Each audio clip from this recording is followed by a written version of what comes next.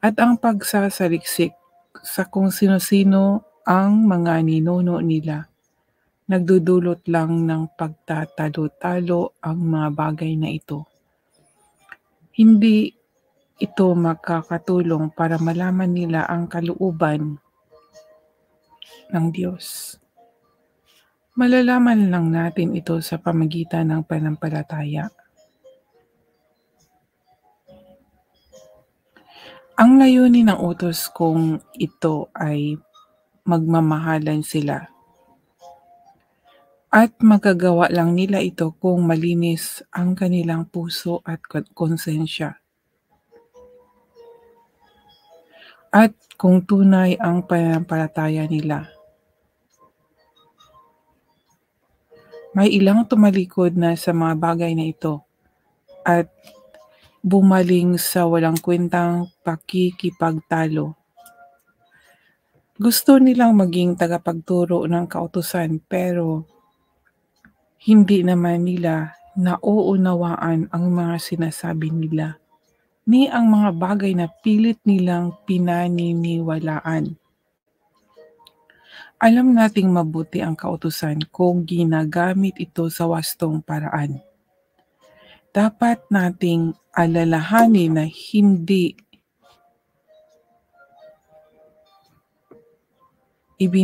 ibinigay ang kautusan para sa mga matuwid, kundi para sa mga lumalabag.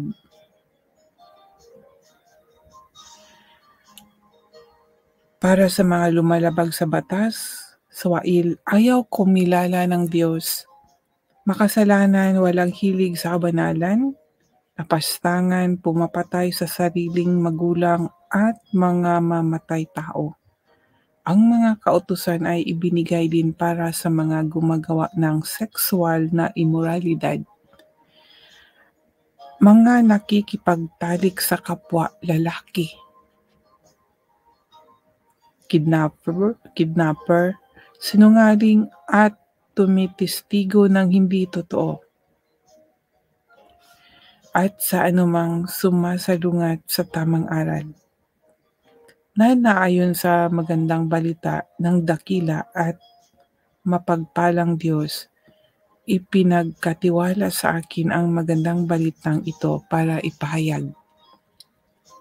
Ito po ang salita na ating mababasa at matutunan sa unang sulat ni Pablo kay Timoteo po, mga kaibigan. Na ayon po dito ay binabalaan ni Pablo yung mga taong nag-aaral ng maling doktrina po. Ngayon tayo, kung wala po tayong alam sa salita ng Diyos, yung katotohanan na ating binasa dito, hindi natin alam kung mali yung ating pinapakinggan.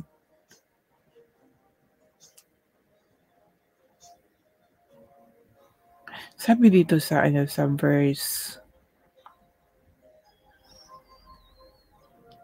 4,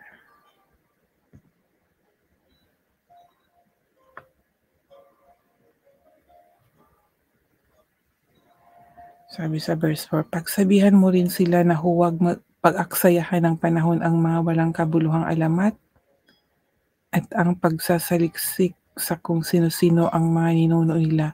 Nagdudulot lang ng pagtatalo-talo ang mga bagay na ito, hindi makakatulong para malaman nila ang kalooban ng Diyos. Ito po, mga kaibigan, speaking of kalooban ng Diyos, ang sabi dito, ipagpatuloy ko po ang pagbasa, malalaman lang natin ito sa pamagitan ng pananampalataya. Ang kalooban ng Diyos ay malalaman natin sa pamagitan ng pananampalataya, ang sabi dito. So kung wala tayong tunay na pananampalataya, hindi natin malalaman kung ano yung kalooban ng Diyos. Ang kalooban ng Diyos ay gusto niyang sumampalataya tayo kay Jesus Christ. Yan po yung isang kalooban ng Diyos sa atin na gusto niyang gawin natin, mga kaibigan. Sumampalataya tayo kay Kristo Jesus po.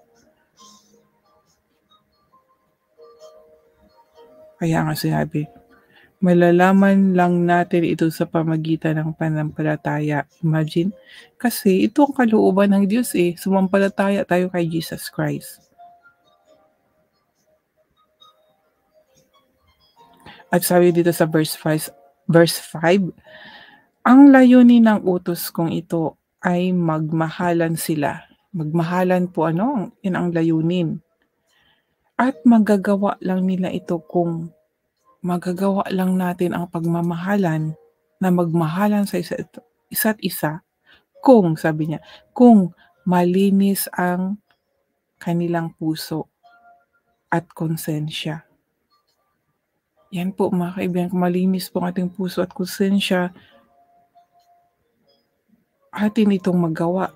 Yung mahalin natin yung kapwa, di ba? Kasi yan ang utos sa atin Love our God with all our heart, mind, and soul. Love our neighbors as ourselves, di ba? Ngayon, kung marumi ang puso, konsensya, hindi magawa sa kapwa. Kaya tama talaga ito. Una talaga yung kailangan natin sa ating sarili mismo na mawala talaga yung naramdaman ng ating puso, yung galit. Yun ang sinabi nga, di ba? Yung unang nabasa ko sa Tesalonica yun na kailangan maging malinis yung ating puso.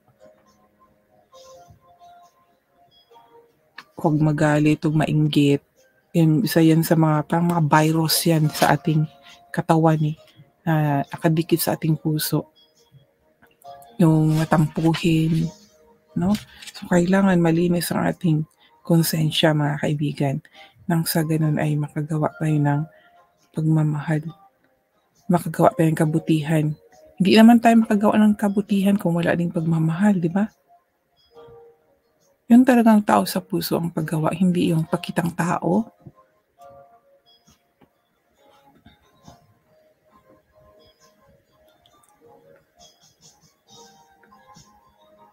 Magagawa lang nila ito kung malinis ang kanilang puso at konsensya at kung tunay ang pananampalataya nila. See? Kung tunay ang pananampalataya.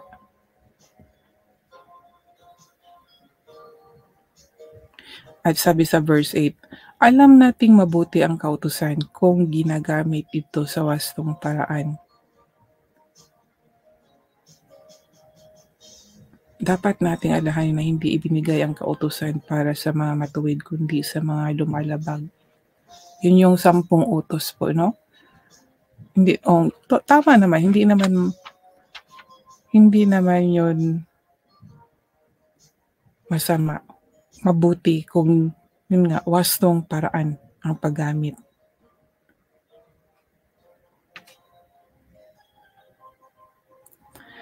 Dito na ako sa verse 12. Nagpapasalamat ako kay Kristo Jesus na ating Panginoon na nagbigay sa akin ng lakas na maglingkod sa Kanya.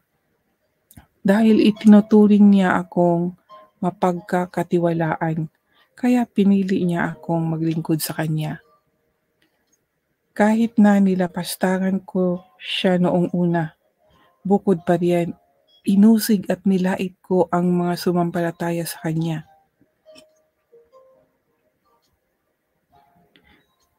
Ngunit kinaawaan ako ng Diyos dahil sa ginawa ko ito noong hindi pa ako sumampalataya sa Kanya at hindi ko alam ang ginagawa ko.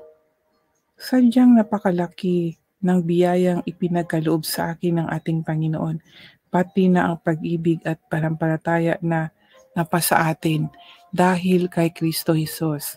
Ito ang katotohanang dapat tanggapin at paniwalaan ng lahat. Naparito si Kristo Jesus sa mundo para iligtas ang mga makasalanan. At ako ang pinakamakasalanan sa lahat.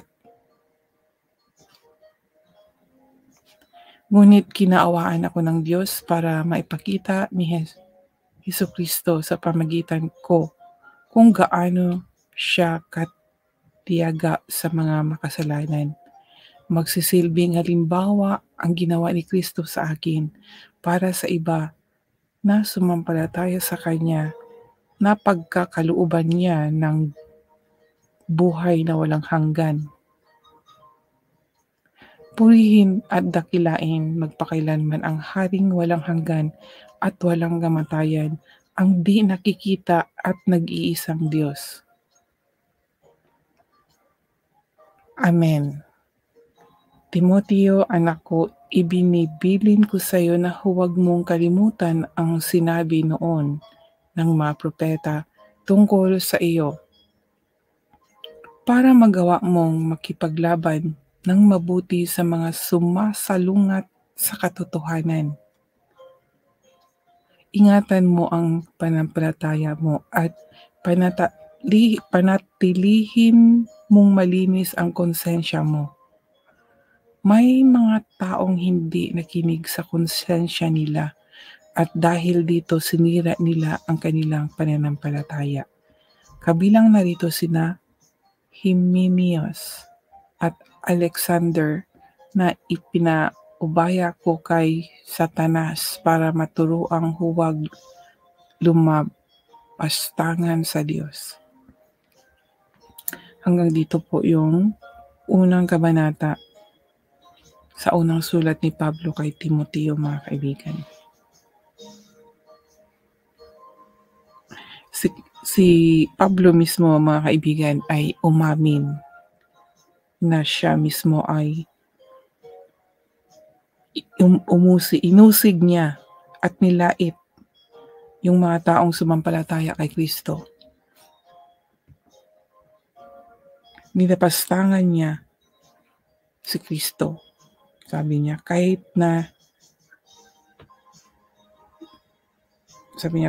na nilapastangan ko siya noong una, si Jesus Christ po itong nilapastangan niya, bukod pa riyan, inuusig at nilait ko ang mga sumampalataya sa Kanya.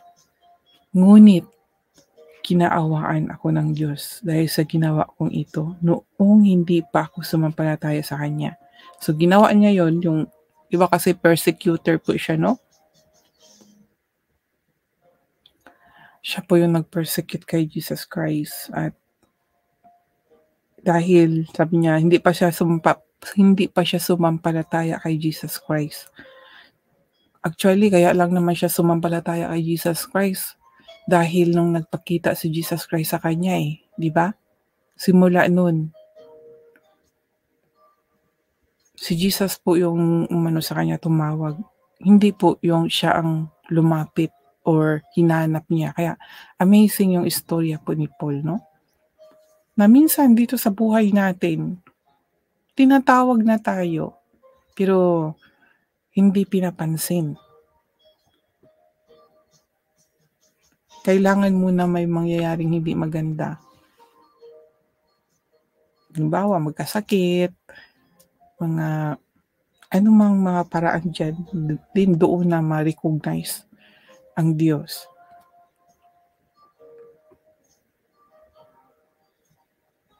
Pero itong kay Paul, iba yung istorya niya.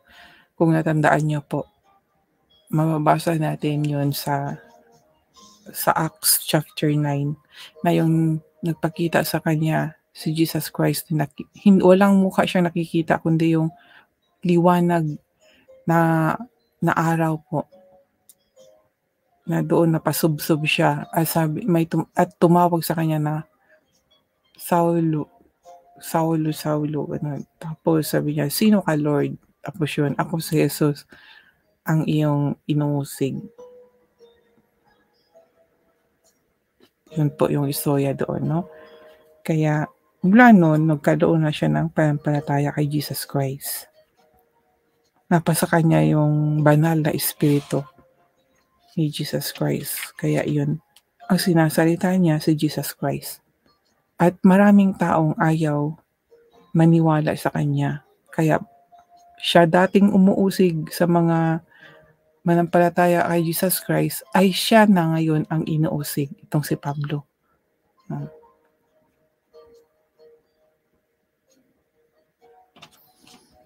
Kaya amazing po yung istorya din ni Pablo, mga kaibigan. At Kailangan natin talaga mga kaibigan malinis ang ating konsensya. Ingatan mo ang pananampalataya mo at panatilihin mong malinis ang konsensya mo. May mga taong hindi nakinig sa konsensya nila. At dahil dito sinira nila ang kanilang pananampalataya. Tayo mga kaibigan, ba kailangan natin mag-examine sa ating sarili. Ito na yun mga kaibigan konsensya natin. Ating examine kung ano yung sa puso natin, naramdaman natin. Magkakaroon tayo ng konsensya guilty. Pag may nagawa tayong kasalanan, pag tunay tayong manampalataya sa Panginoon, magkakaroon talaga ng konsensya, iniisip pa lang yung masama. Iisipin pa lang, agad-agad makakasalanan yan pag gawin natin. Magkasala tayo sa Panginoon. Yun yan mga kaibigan Kaya maiwasan talaga ang paggawa ng